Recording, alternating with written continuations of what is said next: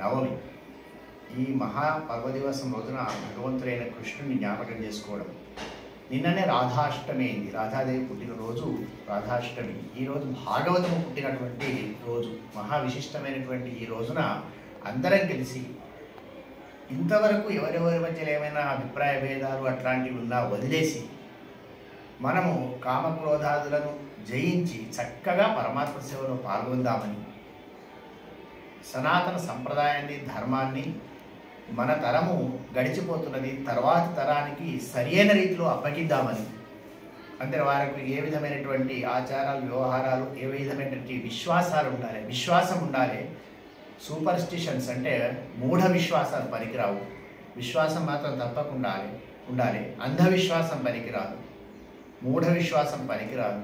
భగవత్ ప్రేమలో, భగవత్ సేవలో, పెద్దలను గౌరవించడంలో, పిల్లలను లాలించడంలో, పక్కవారిని ఆదరించడంలో, బీదవారిని గుర్తించి వాళ్లకు సహకరించడంలో అన్నిట్లలో ఉండేటువంటి ప్రేమతత్వమే భగవంతుడు.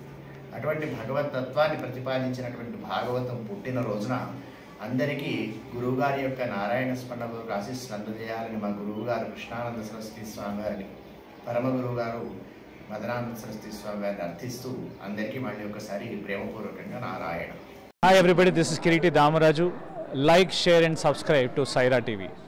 Oh, Saira!